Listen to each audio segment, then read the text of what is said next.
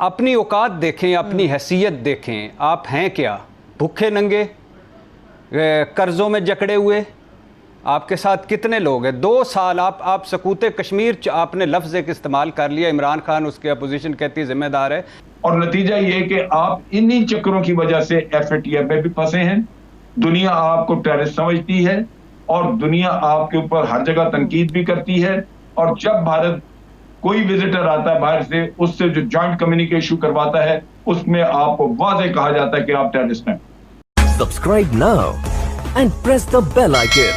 Never miss an update. مگر جو توقعات تھی ایک عام پاکستانی کو، ایک کشمیری کو، یا کہ امت مسلمہ کے وہ تمام لوگ جو اس وقت نظر رکھ کے بیٹھے تھے کہ پاکستان کا وزیر اعظم کیا تقریر کرے گا، کیا خطاب کرے گا، آپ کو کیا لگتا ہے کہ توقعات کتنا پورا ہو سکی ہیں؟ پھر یہ کہ انہوں نے تقریر تو پچھلے سال بھی بہت اچھی کی اور اس سال بھی بہت ہی اچھی کی.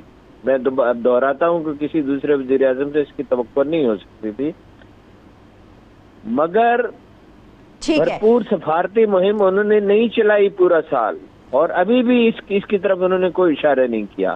ٹھیک ہے. امجد شریف سر، میں آپ کی طرف امجد شریف صاحب آؤں گی. یہ ابھی آپ نے ہارون صاحب کی گفتگو سنی ہے. ہارون صاحب کے مطابق، اور ہم سب یہ جانتے ہیں کہ بھرپور طریقے کی سفارتی مہم نہیں چلائی گئی کشمیر سے متعلق پاکستان کی طرف سے، لیکن یہ جو کہا جا رہا تھا کہ مسئلہ کشمیر کو اجاگر کیا جائے گا، بھارت کا اصل چہرہ دنیا کے سامنے لایا جائے گا، اس خطاب کے بعد وہ کتنا مقصد حاصل ہو سکا؟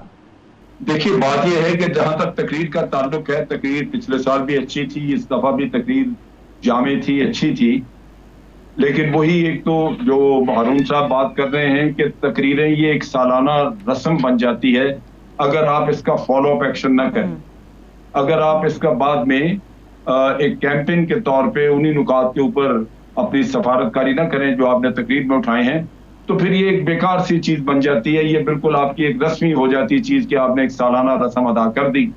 لیکن اس میں بھی اور پچھلے سال کی تقریر میں بھی جو ایک کمی، اور میں ہر دفعہ یہ بہت سارے پروگرامز میں بھی اور بہت ساری جگہوں پہ جب سیمینارز وغیرہ میں جاتا ہوں تو میں یہ پوائنٹ اٹھاتا ہوں، ہم نے سب سے زیادہ نقصان اٹھایا ہے بھارت کے ایک نیریٹو سے، اور اسی کی وجہ سے آج ہم ایف اے ٹی ایف میں بھی پھنسے ہوئے ہیں. وہ ہے جو بھارت آپ کے اوپر دہشت گردی کا الزام لگاتا ہے. ابھی چند دن پہلے امریکنز کے ساتھ مل کے انہوں نے ایک جوائنٹ کمیونیکیشن کیا، اور اس میں انہوں نے پھر کہا کہ پاکستان کو بھارت میں دہشت گردی نہیں کرانی چاہیے اور پاکستان کو لوگوں کو سزا دینی چاہیے جو لوگ اس میں ملوث تھے. اب وہ پھر بامبے کا قصہ اور پٹھان کوٹ والا وہ دوبارہ کھول کے اس کے اوپر وہ تقاریر کروانے لگے ہیں.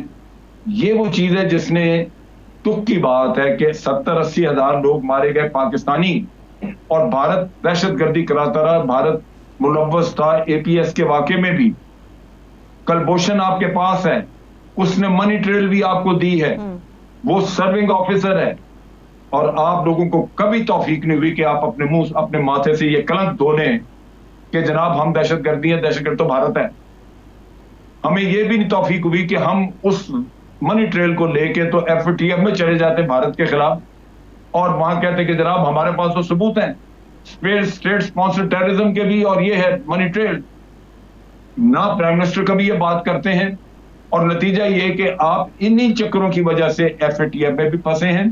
دنیا آپ کو ٹیررسٹ سمجھتی ہے اور دنیا آپ کے اوپر ہر جگہ تنقید بھی کرتی ہے، اور جب بھارت کوئی وزٹر آتا ہے باہر سے، اس سے جو جوائنٹ کمیونیکیشن کرواتا ہے، اس میں آپ کو واضح کہا جاتا ہے کہ آپ ٹیررسٹ ہیں.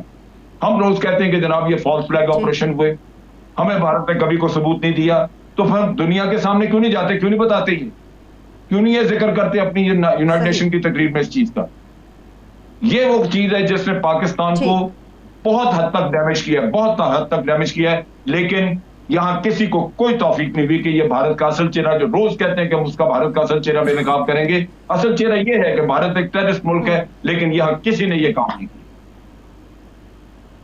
ٹھیک ہے، ٹھیک ہے. اچھا بھٹی صاحب، امجد شریف صاحب جو باتیں کر رہے ہیں، ہارون صاحب نے جو بات کی ہے، ہم دنیا کی بات کرتے ہیں کہ دنیا کے سامنے ہم اپنی کامیابیوں کو رکھتے ہیں. کرپشن کی وزیر اعظم پاکستان عمران خان صاحب بات کرتے ہیں، منی لانڈرنگ کے حوالے سے عمران خان صاحب بات کرتے ہیں. امجد شریف صاحب نے ابھی ایف اے ٹی ایف سے متعلق بات کی ہے. یہ جو معاملات ہیں اندرونی طور پہ ہی حکومت ان کے معاملات میں الجھی ہوئی نظر آتی ہے، اپوزیشن کی تنقید ہمیں سننے کو ملتی ہے. تو ایسے میں جب اندر سے ہمیں مزاحمت ہے تو دنیا کے سامنے اپنی کیا کامیابیاں ہم رکھ پائیں گے؟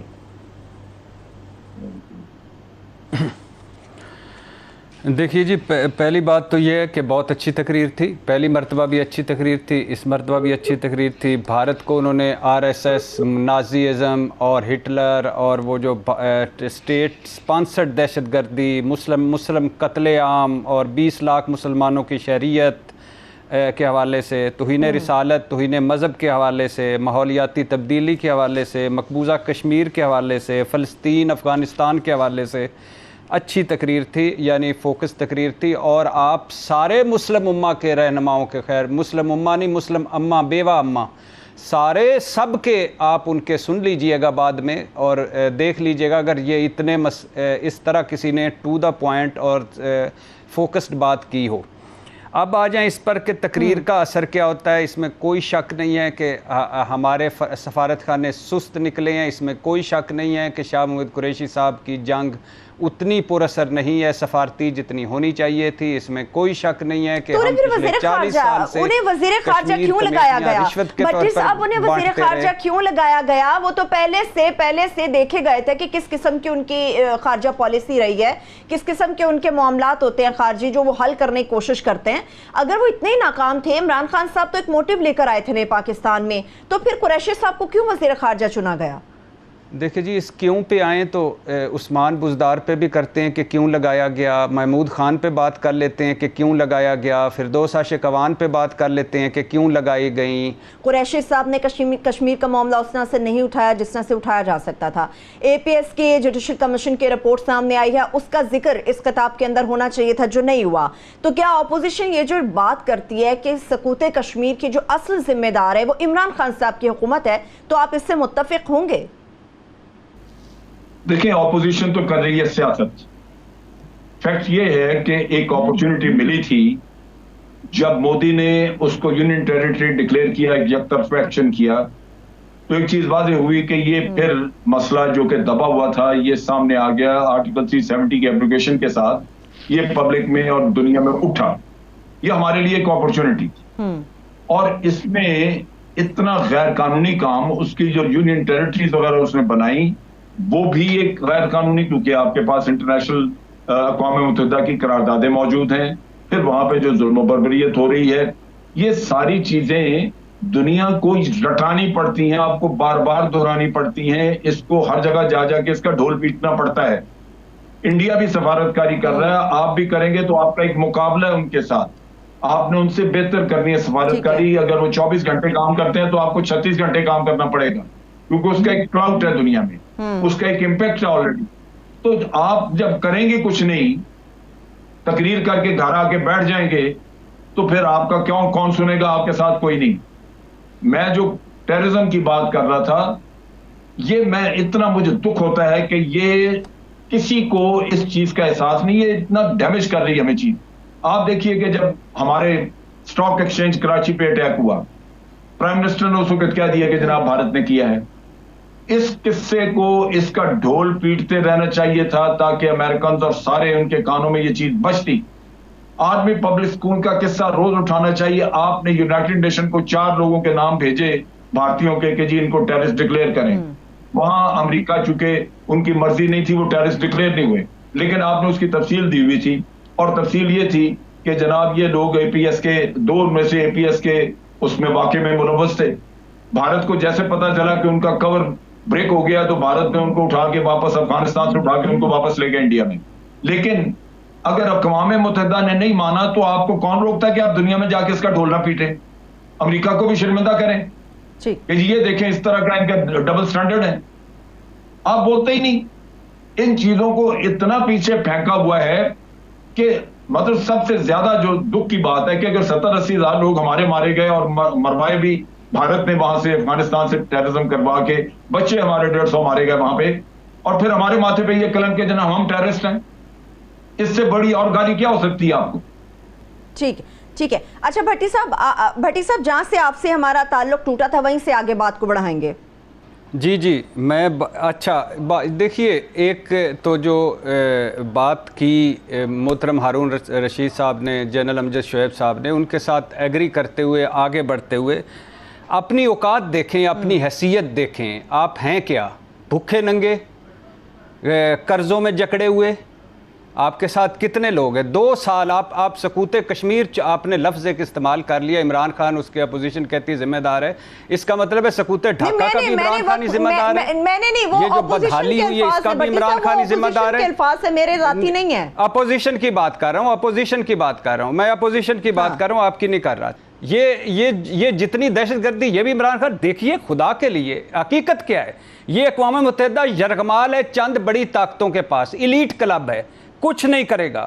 بدقسمتی سے مسلم دنیا میں مسلمانوں کا خون سب سے سستا ہے، بدقسمتی سے مسلم امہ بیوہ امہ ہے۔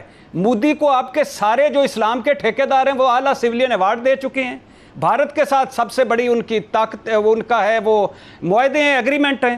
او آئی سی مکہ ڈکلیریشن سے کشمیر نکل جاتا ہے، او آئی سی دبئی UAE میں آپ کو وہ سشما شوراج مرحومہ کو بلا لیا جاتا ہے۔ اگر عیسائی ہوتے کشمیر مقبوضہ وادی میں تو آج صورتحال مختلف ہوتی۔ یہ مفادات کی دنیا ہے بدقسمتی سے۔ آج مسلم دنیا نو ٹریڈ ود بھارت کر دے، سارے بھارتیوں کو کہے کہ ہم نکال رہے ہیں، کشمیر میں ظلم ہونا بند ہو جائیں گے۔ آج 5 بڑی طاقتیں بیٹھ جائیں فلسطین اسرائیل پر تو سارا ہو جائے۔ آپ کا حال کیا ہے؟ کبھی UAE تسلیم کر رہا ہے اسرائیل کو، کبھی فلانا تسلیم کر رہا ہے۔ آپ کیا ہیں؟ آپ کبھی کسی سے کہتے ہیں میرے بینک میں پیسے رکھوا دیں، کبھی کسی سے کہتے ہیں کہ ہمارے بندے لے جائیں، کبھی کسی سے کہتے ہیں کہ کچھ کر جائیں، اور کتنی خرابیوں کے ذمہ دار 75,000 جو شہادتیں دیں، کھربوں کا جو نقصان کروایا، آدھی قوم ذہنی مریض بن گئی۔ اس کے بعد بھی آپ مشکوک کیوں ہیں؟ اس لیے ہیں کہ آپ کی حیثیت کیا ہے دنیا میں؟ 2.25 سال کی کمیاں، کوتاہیاں، سستیاں، نالائکیاں اپنی جگہ پہ، لیکن یہ 72 سالہ تسلسل ہے جو ابھی چل رہا ہے، جو ہمارا چل رہا ہے۔ آپ کے حکمرانوں کے، آپ باقی ملکوں کے بادشاہوں سے ذاتی تعلقات تھے، مگر ہم ملک جو تھا وہ تنہا تھا، ہم جو تھے وہ مرے ہوئے تھے۔ ہاں، آپ کے سب سے بڑے فیٹر، آپ کے حکمران جو بادشاہ تھے وہ منی لانڈرنگ کرتے تھے، آپ نے فیٹر میں کیوں نہیں آنا تھا؟ آپ کے بادشاہوں نے باہر محل بنا لیے، اولادیں جدادیں سیٹ کر لی۔ کشمیر کیسے آپ کیسے کر سکتے ہیں؟ کشمیر کا مقدمہ آپ